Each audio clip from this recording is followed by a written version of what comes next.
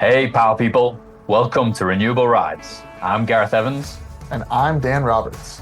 We're the founding team of VECKTA, a platform and marketplace streamlining how companies buy on-site energy. In each episode, we'll uncover the latest trends, challenges, and triumphs relating to the energy transition through the experiences of our team and our inspiring guests. Our goal is to help companies take action to create a resilient, profitable, sustainable, and thriving energy future. Let's go. Renewable Ride listeners, welcome back to another episode.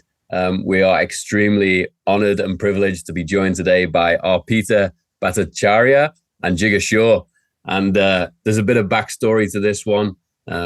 As many of you know on our podcast, one of the questions we often ask is, who would you like to hear on the podcast? And Jigar, you came up a few times. And so we've been working behind the scenes to make sure we can get yourself and Arpita on. And so thank you for joining us. And by way of intro, Arpita, Senior Advisor and Chief Climate Officer for the Loans Program Office, formerly with Impossible Foods, love that, SunPower, and the Center for American Progress. And Jigar, Director of the Loan Program Office today, former founder of Sun Edison and Generate Capital, and the author of Creating Climate Wealth. And so welcome both. Thanks for having us. Excited to be here. Yeah, before we get started, I think we've shared with our listeners previously, but a fun side note, Jigar is the reason that Gareth and I met a little over 4 years ago from a serendipitous LinkedIn post and a comment and a handful of likes. So Jigar, thank you for posting on LinkedIn and creating the partnership that Gareth and I have today, building VECKTA and Renewable Rides. Not quite a meet cute, but serendipity.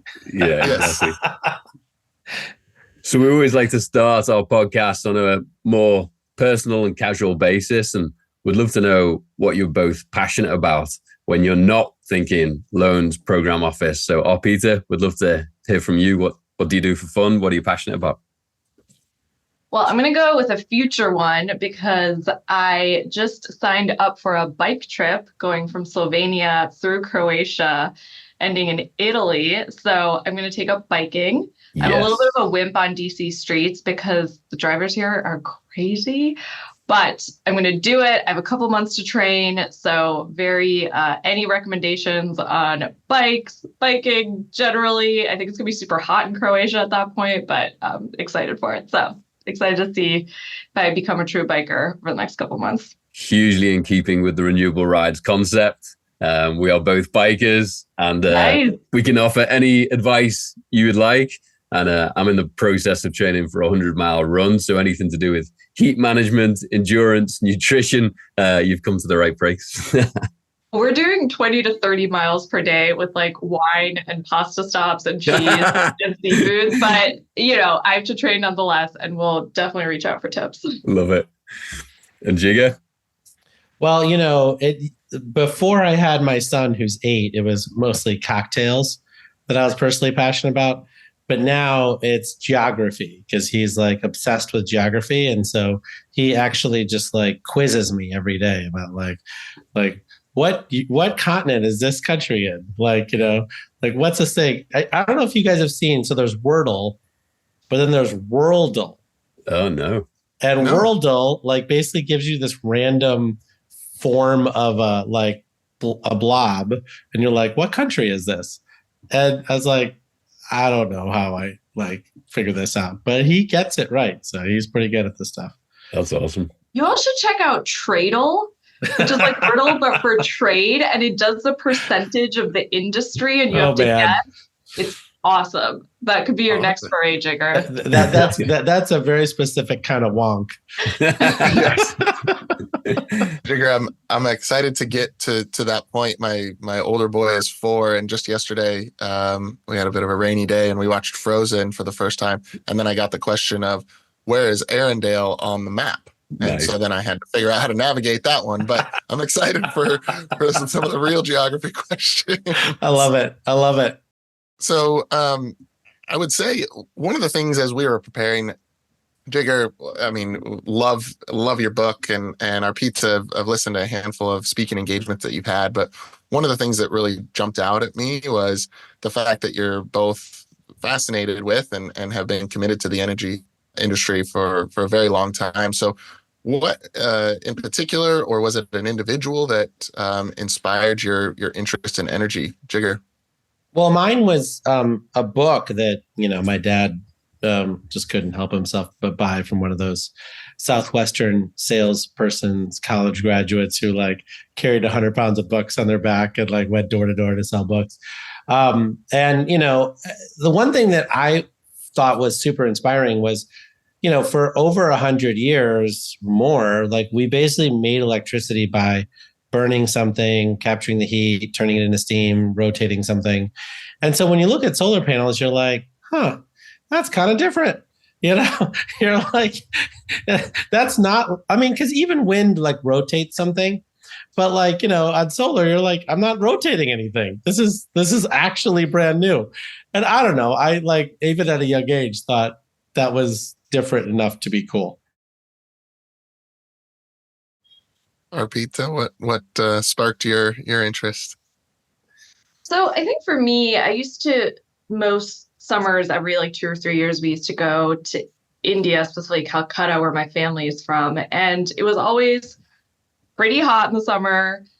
There would be load shedding where it'd be like hours at a time. We wouldn't actually have electricity. So the fans would stop, and that's when you get really hot. And I just remember reading an article in Time in like 8th grade when they had like, I remember the cover very specifically. It was like the polar bear, getting hot, like the ice melting.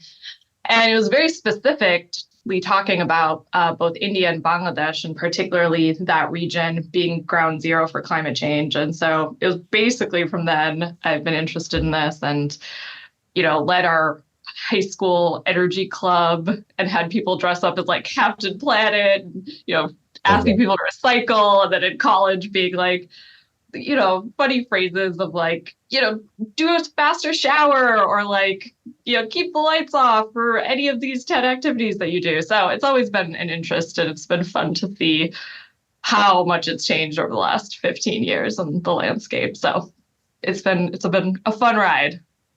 Good. Well, we very much appreciate both of your work. So, Jigar, you've spent a lot of your career in solar in particular, which I absolutely love. But I think that has started to expand with your role here at the Loan Program Office. So maybe you can share a little bit more about the role, the work that you're doing. What are you personally focused on within the Loan Program Office? Well, it's one of those things where, the instruction set that we gave people for probably 40 years was, after you're done inventing something here in the United States, like you should go overseas to commercialize it, right? You should go to another continent to commercialize your technology. And, I think with the passing of the Inflation Reduction Act and bipartisan infrastructure law, we've really been given a mandate to encourage people to commercialize things here, right? And what that looks like, there's a lot of blanks to be filled out, right? And so getting people to sort of first say, yeah, let's do it here. But then second say, well, then how do you get high quality labor? How do you figure out how to work with the communities? How do you figure out all these other things? It all sounds great. It's like, yeah, let's just do it, right? Then you're like, wait, where do I get a manual to do that, right? And it's not quite there. So getting people comfortable in doing that is essential. And I think part of that also is the very beginning of the process, right? There are a lot of A round and B round companies who don't get an easy time really to raise money because people are worried about whether the Loan Programs Office is going to be there when they have to build their $1 billion commercialization project, right? And I think we are now seeing, 3 years of hard work later, folks going, yeah, I actually think you guys have done a good job of building an institution here, and that we do think it's going to be around, right? And so we're willing to make that A round and B round investment because we think 5 years from now, you guys will be around to really help them, get to that next level. And that, that is intangible, but so important. Mm-hmm, mm-hmm. And climate change, being a big driver for a lot of this and a lot of the energy transition. Arpita, I'm curious, in your role as the Chief Climate Officer, what is the lens that you bring? What what does your role look like within the organization? So I think Jigar outlined some of this, but our mandate is huge and very difficult. And we think climate, but really to Jigar's point, climate has expanded to onshoring and reshoring, creating jobs, increasing our competitiveness, and somehow boosting the health of all these communities and increasing our efforts on environmental justice. It's just a big, big mandate. So I think Jigar and I work in partnership to actually make that a reality. And like the reality on the ground is that it's slow prodding work. And we have this awesome group called the Community Jobs and Justice team that is really focused on how do we hit all of those pieces, but then also move really fast and get, hundreds of billions of dollars out the door. And I think you're actually starting to see it work. And I think the main thing is going to be actually ensuring that these outcomes happen. So for example, our Holtec Palisades announcement, $152 billion for a loan guarantee to finance the restoration and the resumption of service for this 800 megawatt nuclear generating station. Very exciting. But it also comes with 600 high quality jobs in Michigan.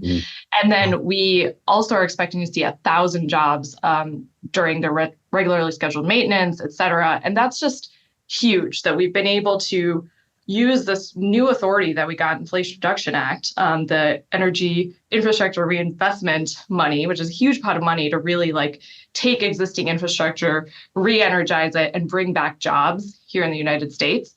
Been able to do that while we've actually gone to a community that's a disadvantaged community and brought jobs there. So it's fun when we're actually able to see it work. The day-to-day progress towards it is really difficult. And Jigar and I work in partnership, prodding along on both sides. Hey, here's where the investment community is, and we need to galvanize the capital markets to meet us there. And hey, there's a way to do this with our communities and hand in hand with creating good jobs. So I think it works pretty well, Jigar. Overall, we're making it happen. It's awesome. I love that you speak to Arpita that you also need to be relentless, because everyone knows that on the startup side of the fence and on building new tech, people have to be ruthless, they have to be relentless, they have to dig deep every day. I don't think people necessarily think about that when they think about the Loan Program Office or Inflation Reduction Act policy. And I love the fact that everyone bringing this solution together, everyone's grafting every day. So appreciate the insights to that. And so with such a big mandate, what does success ultimately look like for you? How do you measure success? And either personally or professionally, what is the ultimate desired outcome for you? Well, look, for the Loan Programs Office, we have this thing called the bridge to bankability, right? When you think about the first 500 megawatt solar projects that we funded in 2009 or 10, those projects were completed in 2012. The market was not really ready to buy them, right? And so, Berkshire Hathaway bought all of them. And then, then people decided to, create yield codes because the market still wasn't ready for them. And then, the market really wasn't ready probably until 2018, 2019, right? So when you think about the journey that just 100 megawatt solar farms took to crossing the bridge to bankability, we now need to do that 15 more times. Right? Whether it's hydrogen or carbon sequestration and storage or nuclear or enhanced geothermal, right? Long duration energy storage, next generation grid technologies, right? And so you think about all of the different sectors that we're touching, right? And so figuring out how to get people to recognize that we can take technology and yes, commercialize it, but also get it across this bridge to bankability, because if we don't reduce the cost of these technologies by 70+%, right? Well, then, there are many countries around the world that also won't be able to import them and use them to decarbonize their economies, right? And so really figuring out how to make that less of an art and more of a repeatable science is something, we're trying to do every day at LPO through these applicants. Yeah, I think you're spot on. I think you both covered this in sort of previous conversations and things that you've been referenced. I think it's becoming more and more evident to more and more people that the technology largely exists to solve a lot of our problems today. The services to go and deploy them exist. now the capital models are continuing to improve and there's more options. It seems that it's the coordination of driving these outcomes, the enabling technologies to pull all the pieces together and enable us to figure out what we should be doing, when we should be doing it, why we should be doing it. And then ultimately releasing the money to do these things at scale, quickly, effectively. Do you feel like that is still the challenge today and the barrier in the market, is that coordination, the execution and the financing in a really integrated, seamless way? Or do you think there are other aspects we need to all be hyper-focused on? Arpita?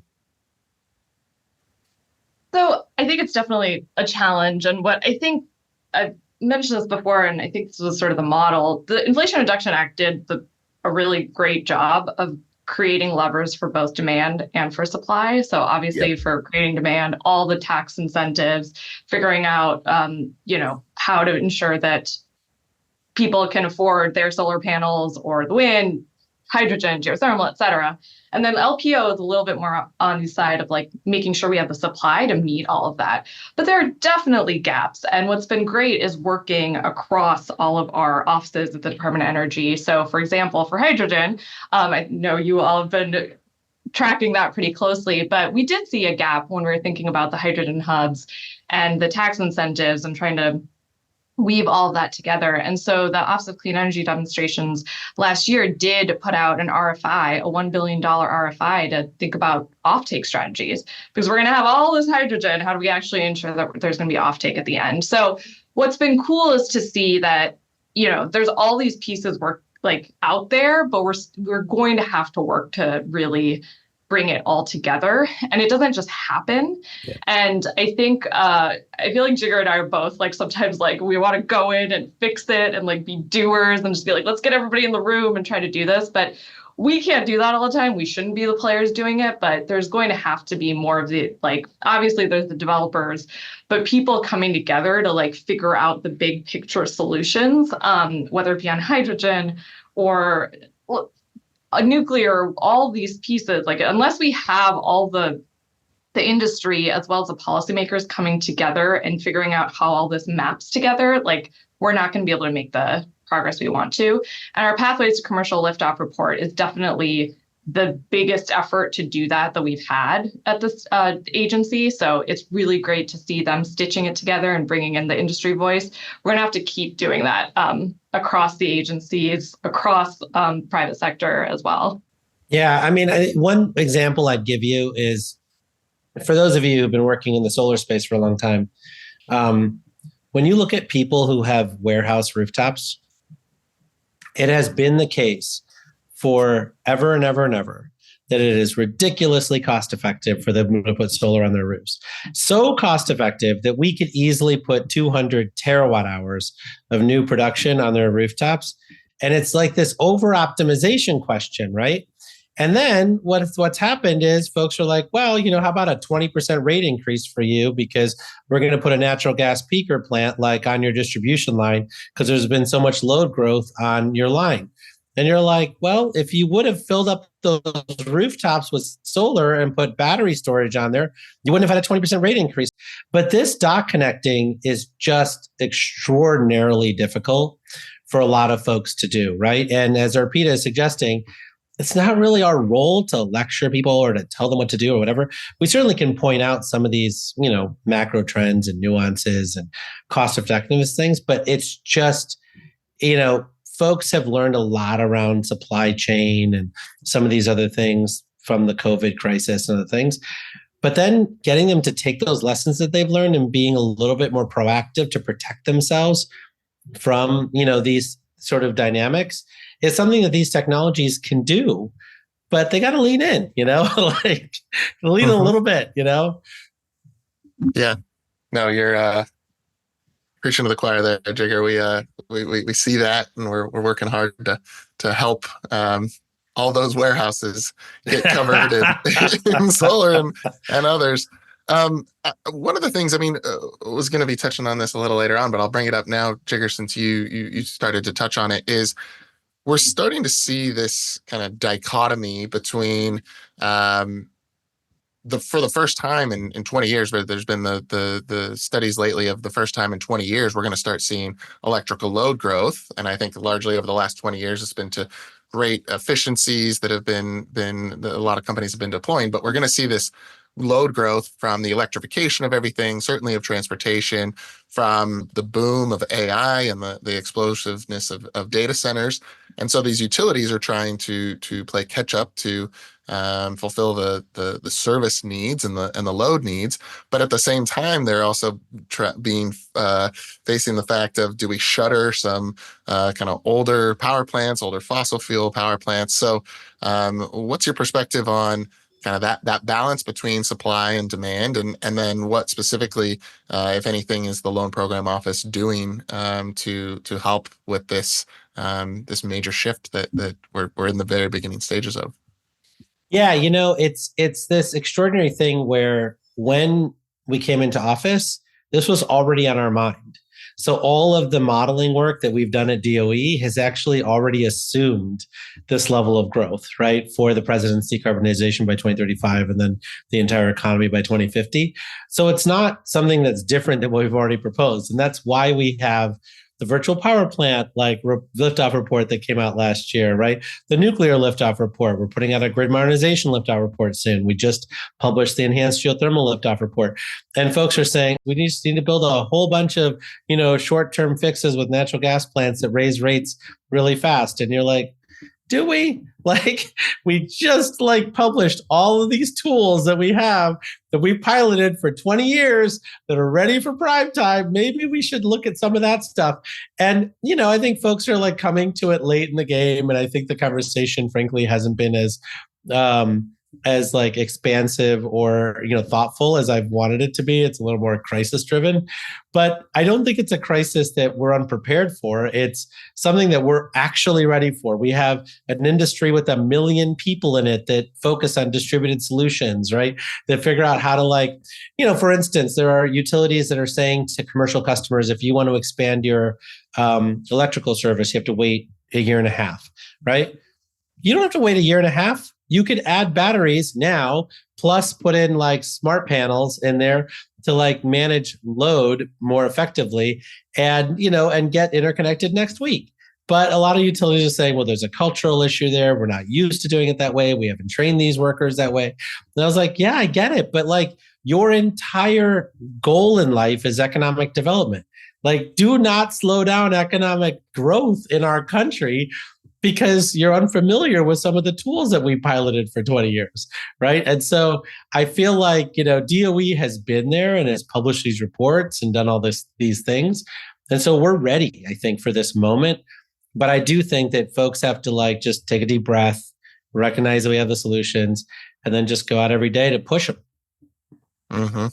I think what I would just add to that is this is coming, so not up here yet, but the Greenhouse Gas Reduction Fund is also going to be a huge tool that's going to be able to figure out how we finance, whether it be people wanting to do, smaller loan sizes for solar on their roof or other types of lending, other types of grants, equity. That is going to be a huge tool in actually bringing more of that supply onto the grid. So excited to see those announcements soon. Yeah, eager to hear about that as well. We'll be tracking, and I'm sure we'll do a podcast episode on it when it comes out. I'm curious, Jigar, you had mentioned a couple times the liftoff reports. Arpita, I'm curious, maybe if you can expand upon either that or what are some of the other things specifically that the Loan Program Office does or offers to remove barriers, whether it be to businesses or communities, for these high impact energy opportunities?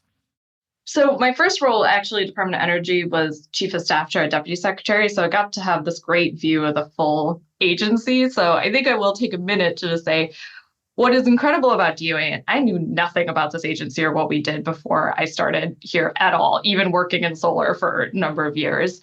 But what's incredible about it is that we do have support at every valley of death for a company. And whether it be basic sciences, starting at Office of Science, if you move a little bit further down, energy efficiency, renewable energy office, as well as a fossil energy and carbon management office, which helps if you're later down the stage. And then you come over to some of these other offices. I know I'm getting very bureaucratic here, but our Office of Clean Energy Demonstrations, the manufacturing energy supply chain, is where you can go to get some of that funding before you're ready for debt financing. And I think Jigar's talked about that a lot. Not all companies are ready for debt financing. It is very different than raising a Series A, Series B. It is a completely different skill set, is a completely different way to think, figure out your financing.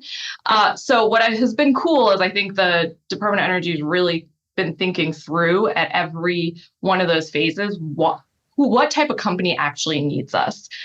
Because it's not going to be like the whole reason we should exist is that we're meeting a need for a very urgent problem that the private sector alone is not going to be able to fix.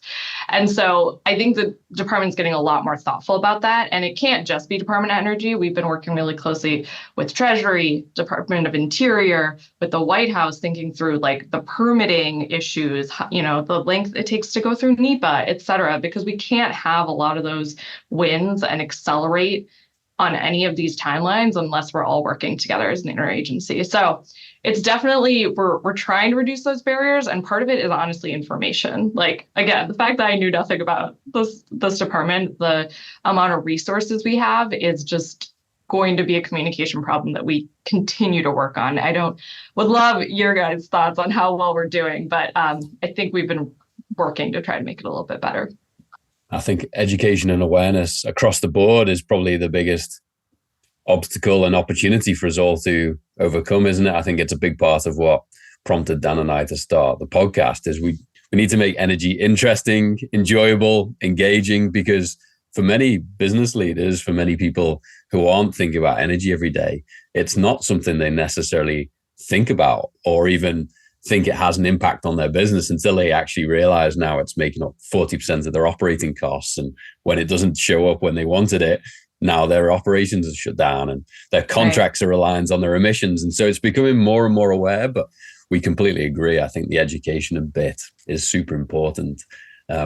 We are learning a lot more about the DOE as we go. And we actually had the privilege recently, Arpita, of getting to work with the energy efficiency and renewables part of your organization, because we're doing a project called Energy Shed with Launch Alaska, where we're going to be the platform that helps Alaskan communities get access to clean on-site energy systems to come off diesel. So we appreciate the support and trying to prove that there's a framework that we can do this at scale for communities around the world. You recently released your 2023 portfolio status report.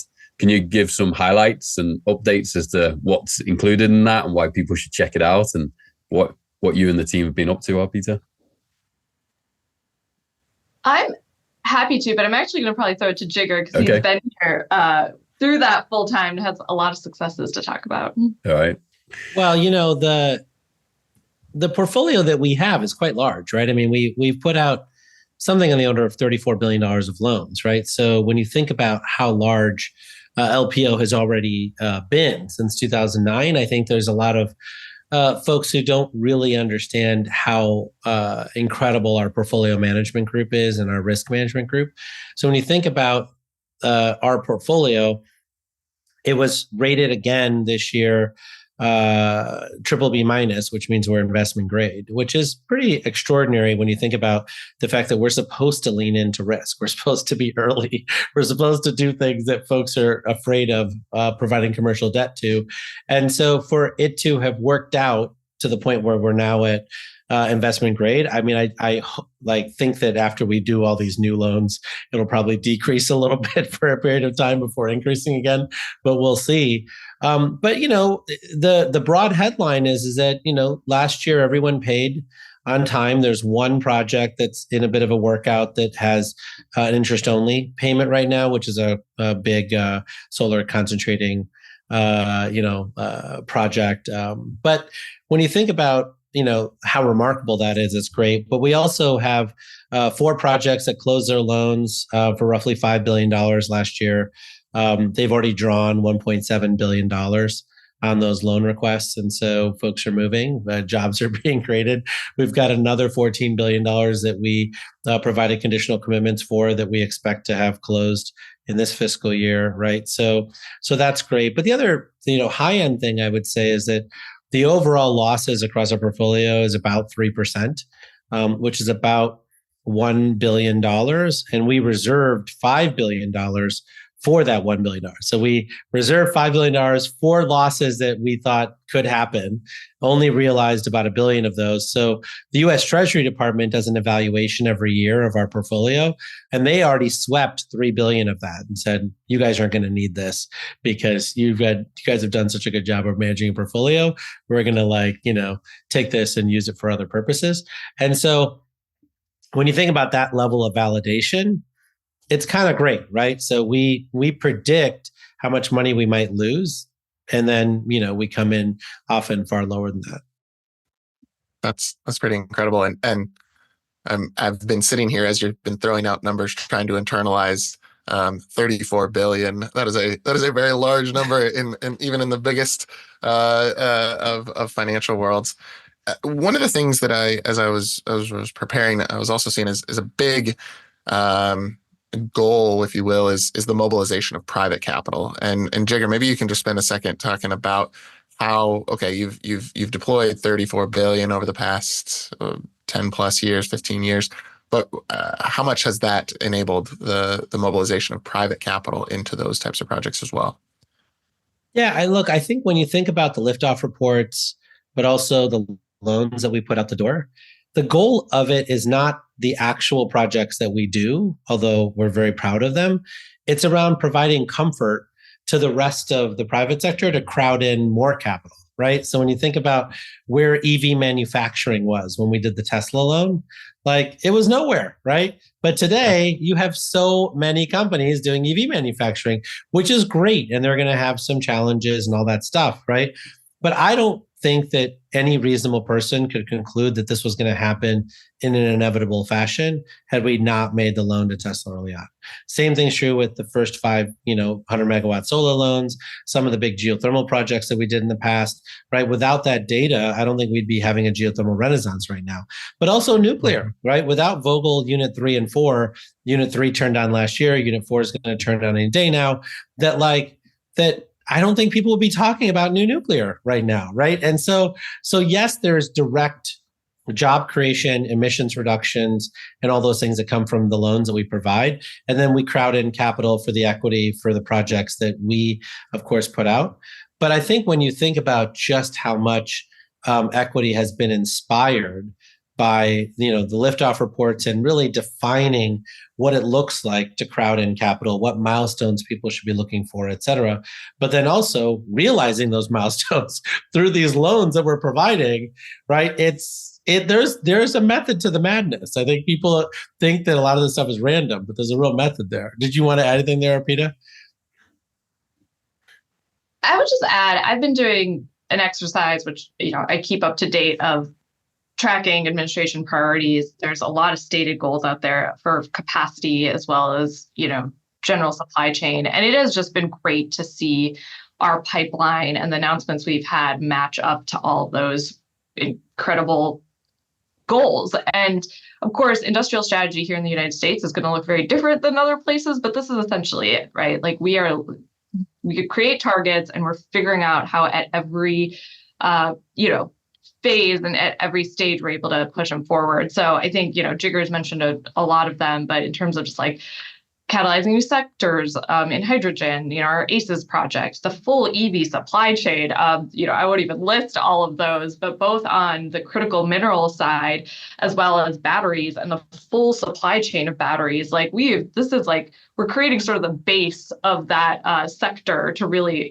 build on. And so that's been really exciting. Obviously, we've mentioned the HES Nova project and the virtual power plants. These are all, we're really very excited to see, and we're starting to see, I think what we sort of see as our goal is we want to see $300 billion of incremental private capital investment on top of what the U.S. government's doing. So this is on top of that. I think last year we saw $140 billion of this incremental investment. So we're going to have to double that, but it's starting and it's happening. And so it's been really exciting to see that actually working, but we have a lot more industries to go. So Jigar and I are keeping our heads down, and we're not claiming victory by any means yet.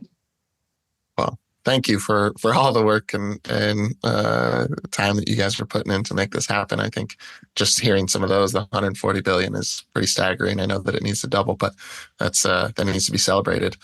Can we talk a little bit about some specific projects? So recently, and Arpita, I'm going to point this question towards you, but recently there was the announcement around the Viejas Microgrid, and that was the first to be offered a conditional commitment through the tribal energy financing program. So you were touching on before many of the different components of it, but can you talk a little bit more about that particular project? It's actually kind of just out here in our own backyard, just east of San Diego, and then also touch a little bit on how more businesses or communities like the Viejas tribe can access funding like this. Very excited to talk about this one. And I think one quick nuance of the Loan Programs Office that I would love to mention is, I think some folks know this, but sort of our bread and butter innovative Title 17, as we call it, requires innovation. So you need to be doing something that's not been done before. Many of our other programs, however, so the ATVM program and the tribal, don't have an innovation requirement. So these are really good programs to get out the solar, the storage, the like proven technologies that are out there and try to get them out as fast as possible. So for the Tribal Energy Finance Program, the Inflation Reduction Act upped our authority for that program from $2 billion to $20 billion that is specifically for tribal communities and the projects that they invest in. So we're very excited now. It's our conditional commitment. So it's a up to $72.8 million loan guarantee. It's funding 15 megawatts of PV as well as 38 megawatt hours of long duration energy storage. It's going to be on the lands of the Viejas Band of Kumeyaay Indians near Alpine, California. And so it's this great setup for a microgrid that's going to be supporting their casino infrastructure, as well as an RV park. And what really the savings from their PPA rate, the spread is big between what they're paying now and their PPA rate. And they're excited to put that capital investment into all the other things that they need to invest in. I think what was really great about this is that the borrower here is a developer that is has equity stakes from two other tribes. So it's the Turtle Mountain Band of Chippewa Indians, as well as the Sault Ste. Marie tribe of Chippewa Indians. And so it's these tribes going in together, working with this developer that's tribally owned to make this project a reality. And that's just really awesome to see. And Jigar and I talk a lot about, like, can we just replicate this model? Because I think one of the big challenges, honestly, that we've had with this program is that we have tried to take the model that we use for these much larger deals, plus $100 million, and try to be like, see if it works for any of the, potentially smaller tribal communities out there. So we need to figure out a way to really replicate this, make this easy, templatize this, and we're really excited to see if there's a way to do this. First on greening casinos and thinking through microgrids specifically for that type of offtake. But I think there's a lot of other things that might work here, and we're really excited to think about whether it be VPPs or otherwise for residential and other commercial offtake for tribal communities throughout the U.S. So Jigar's been working on this program for a while as well, so would love his thoughts on how he sees it growing. I was working on it for a while, but we didn't get it fixed until Arpita came in and actually brought in her star power. So no, I think it's been great. And I mean, just to put it in perspective, I mean, there's 500 plus tribal casinos around the country. So if you just put microgrids around these casinos, right, that alone would use up $20 billion of loan authority, right? And so I do think that when you think about the wealth creation potential around providing these kinds of resiliency solutions, they really are, really scalable solutions across the board. And frankly, for a lot of these tribal casinos, they're in rural electric co-op areas and places where the rural electric co-op actually wants these long duration energy storage batteries and other infrastructure so that they can use this infrastructure to help load level the grid for their neighbors and for other folks within the co-op. So I think part of this is actually the tribes not only doing things that help protect revenue for themselves, but also, are being a good partner and being a good neighbor for everyone in that utility territory. What's not to like about distributed energy projects and microgrids? Like truly win-win-win scenarios, aren't they? Lower cost, increased resilience, lower emissions, and you get to, pass, as you said, Arpita, the money back into the community or into your business and use that money wisely. For people who aren't necessarily thinking about a distributed energy future, where do you see this going, and what do you think the opportunity is at scale? Well, so this particular project is using, EOS batteries from, which are zinc halide batteries. I think when you think about these kinds of things, one of the big challenges that we have is getting the markets and the infrastructure broadly to get compensated for the services that they provide. Right. I mean, so the big challenge with distributed energy, as you know, is we went from a simplistic, formula, which was net metering, let's say, to something more complicated, right? And it's uneven, right? So like Rocky Mountain Power, for instance, actually has a standard approach to paying people for putting in battery storage, whether it's behind the meter residential or C&I or other places. But in exchange, they want to be able to dispatch that battery up to 4 times a day, right? Micro dispatches, right, around balancing. So, Rocky Mountain Power no longer prefers to dispatch their natural gas units. They dispatch battery units instead to help low level the grid. Well, they have to, probably invest $7 million in software to be able to do that, right? But it enables folks to really participate in helping their neighbor to provide more resiliency and reliability solutions, right? But not every utility has leaned into that. And so a lot of the challenges we have on the distributed infrastructure side is that they provide so much value, some of which is compensated, and a lot of which is sort of offered to your neighbor for free. And that limits the size of the market to whatever pencils through the items that are already compensated for, right? And then the ones that are uncompensated then make that only pencil in certain places and not other places. Yeah. I think to your comments before as well, it defers a lot of spend in grid upgrades and other big centralized power plants. And so it does create a lot of win-wins. And many businesses aren't necessarily thinking about this for the industrial, commercial, manufacturing sectors. What is the opportunity for them that they should be embracing? Yeah. The thing I'd add there, which I think probably Jigar and I both have scars when we're doing commercial project development with a developer, it's so hard to get things out of being snowflakes. Like we did at SunPower, we did like 250 target roofs, which was awesome. But every single one of those were their own like labor of love, depending on utilities. And I think you all know this well, but it's just, I still think about it when we think about this LPO, about how to not make all of our projects snowflakes, but that's just going to continue to be one of these things we work on. And even with this tribal energy finance program, as I'm trying to think through, okay, let's just get a standard term sheet. Let's get a standard, offtake agreement. Let's get, like figuring all this out. You always run into things where things are just going to be different depending on who's on the other side of the table. So same challenges, but just in a different form. Yeah, the individual location snowflake challenge is actually one that we're actively addressing for companies to help them accelerate the deployment of these projects. Because you're right. I mean, they're using similar technologies, but the nuances for deploying those projects at different places is quite substantial. Jigar, you've talked about the need for industry to deploy existing technologies, and so maybe we can spend another moment on this, which is, so rather than, again, bringing it back to the commercial industrial sector, rather than them waiting on the next big innovation, that the technologies exist to help them drive down costs. What do you think the commercial industrial sector is doing right as it relates to decarbonization efforts? And what do you think needs to shift?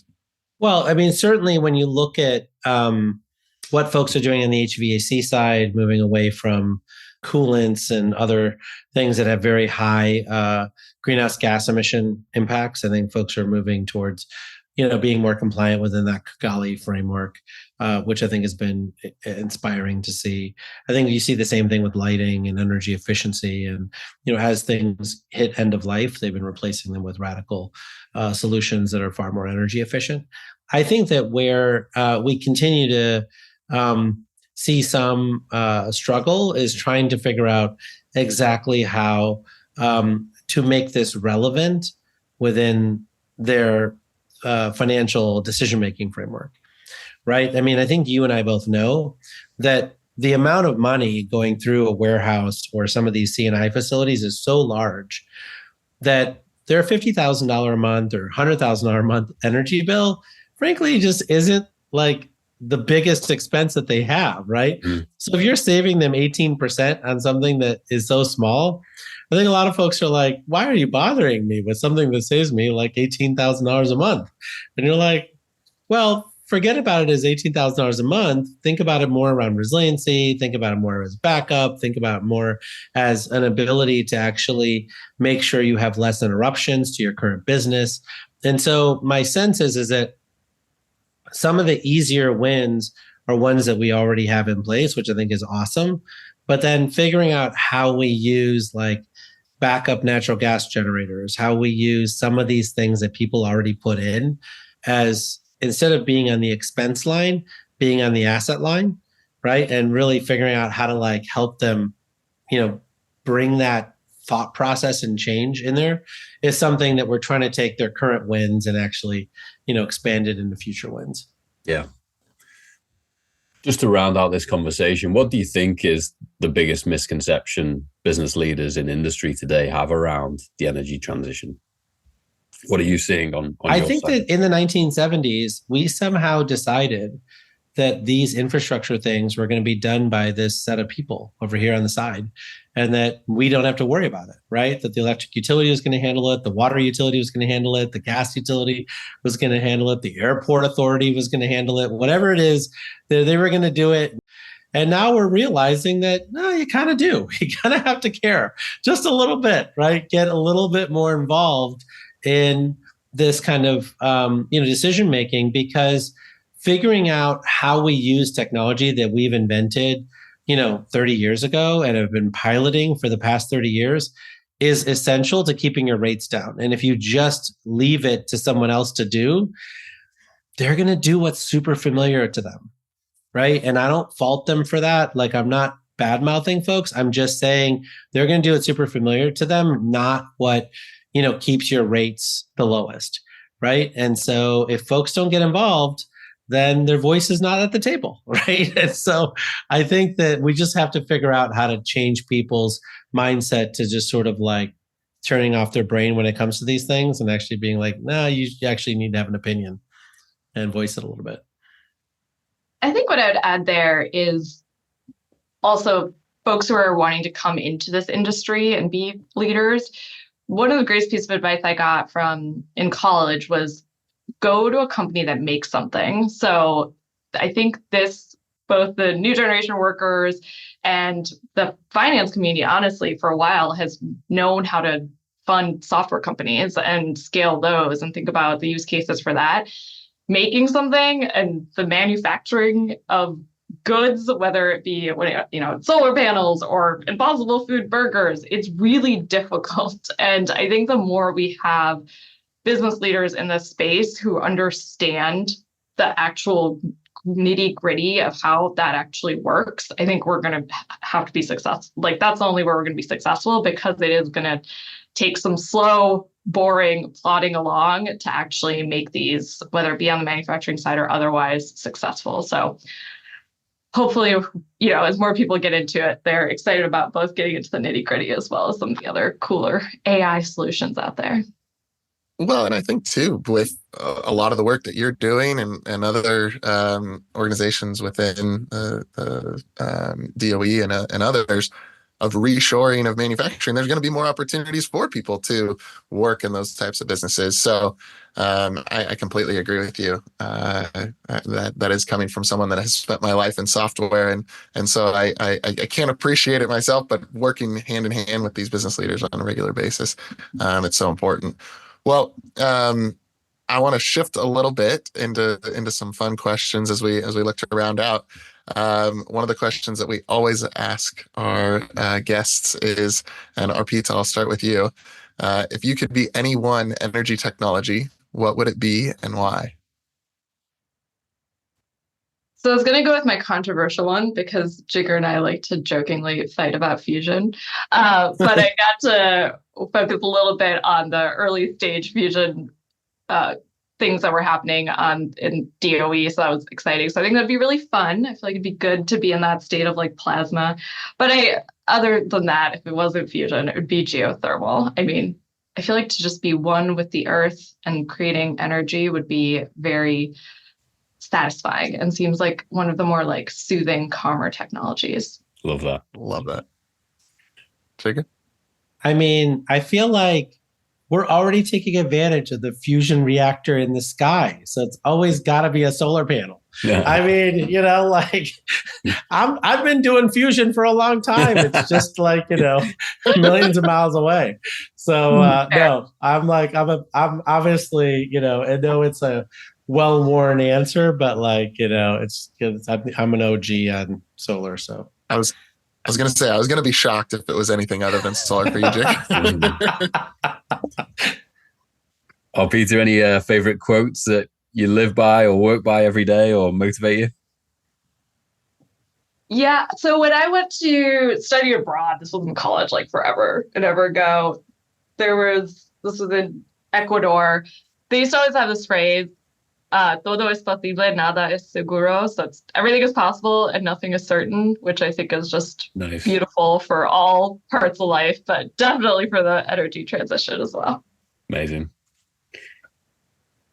Well, for me, I've lived my life basically according to, the serenity prayer, because you're always trying to, change everything around you. But I think, for your own sanity, I think you have to figure out what things you can change and what things you can't change. And so I've been, trying to remind myself of that regularly, because otherwise, Lord, you could just run right into a brick wall on a regular basis, right? So, so I think that's been great for my sanity. Yeah, Gareth, that makes me think of a bit of an internal mantra of late of control the controllables, and exactly. Back to the conversation about business leaders, Jigar, of they can actually control their rising energy rates because they have the tools to do something about it now. So yeah, controlling the controllables is a big part of what we do. Back on the subject of education and information, do you guys have any favorite books, podcasts, newsletters, maybe some of the work that you guys are in literature you guys are putting out at the Loan Program Office that you'd want to point our listeners to? Jigar, I'll start with you. Well, obviously the Liftoff reports. They're beautiful documents and honestly super short.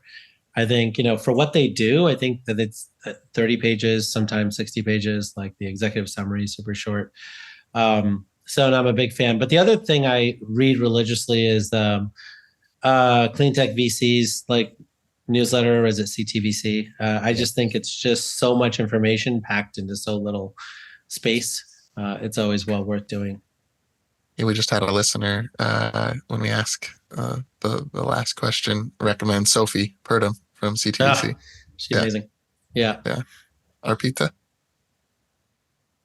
You took mine, Jigar, and I actually do a practice because we're always so heads down in this content of not we do insight. I read the general, newsletters and things folks have, but I think sometimes the best is to turn your brain off for a bit instead of thinking about this 24/7. So I highly recommend the Louise Penny's Gamache detective series if anybody needs a break from climate energy. Love that. That's great. And the way we were connected, if you could have us interview anyone on the podcast, who would it be? Any recommendations? Any big shout outs? I mean, there's just so many. I actively curate my Twitter feed just because, otherwise you just get a lot of noise in there. But there's just so many people from, Tyler Norris and all the work he's been doing in interconnections of the future and really figuring out how to solve this problem through best practices, to the folks who work, in our office, whether it's like Louise White, who's the lead author of the Grid Modernization Liftoff Report, or Jen Downing, who's the lead author of the Virtual Power Plant Report, or Julie Kozaraki, who's the lead author of the Nuclear, Liftoff Report. I just think that the amount of expertise within the DOE, and I'm happy to be on podcasts, et cetera, but honestly, like a lot of those folks just have so much more expertise than I do.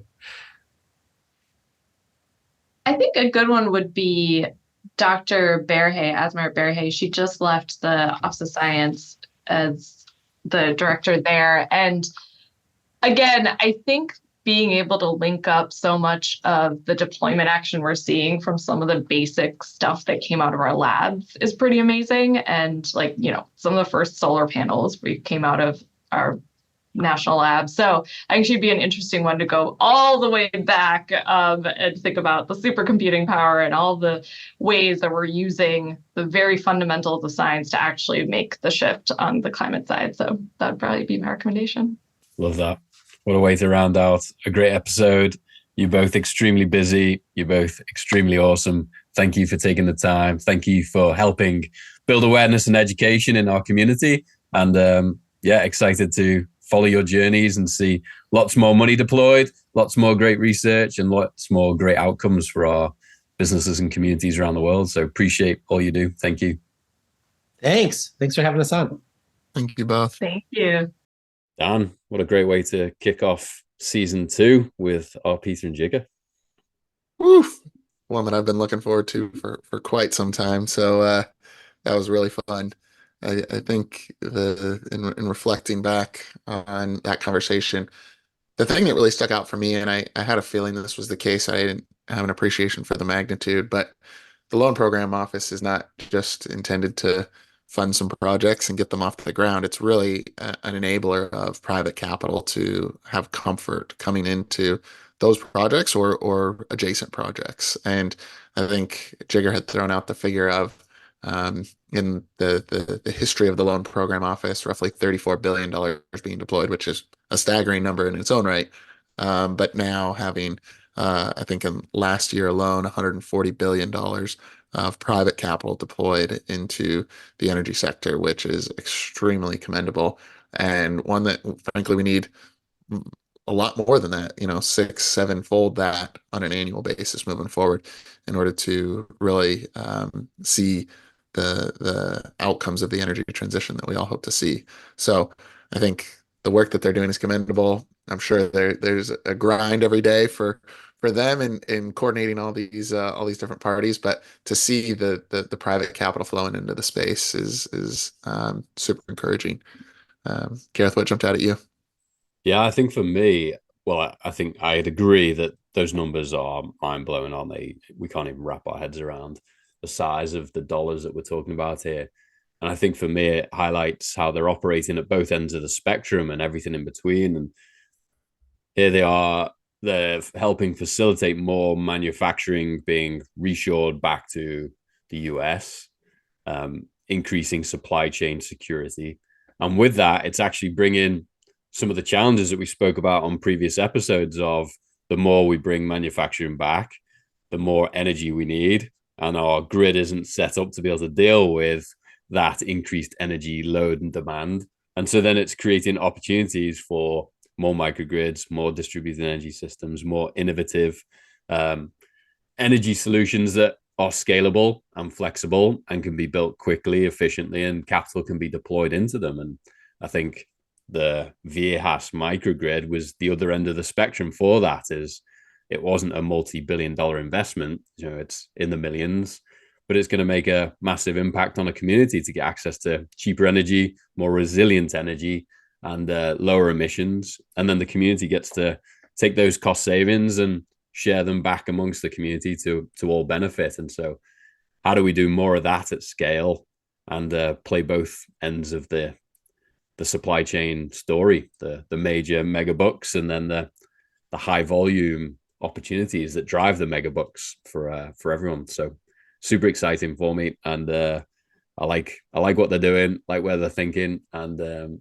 I think more and more people need to learn about what it is that they are and what it is that they do, because it's going to have an impact on all of us.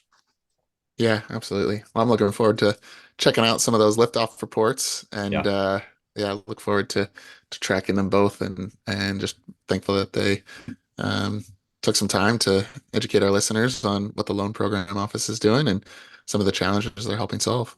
Yeah, good one. Great way to kick it off. Let's keep it rolling. Absolutely. Good stuff. Thanks, guys. Cheers. We receive a lot of questions from business leaders around the world wanting to learn more about the energy transition, what is possible, and where to start.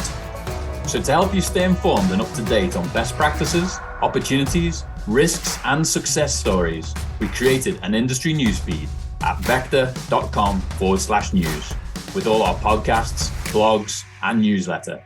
Check it out and connect with Dan, myself, and the VECKTA team to learn more. Cheers and have a good one.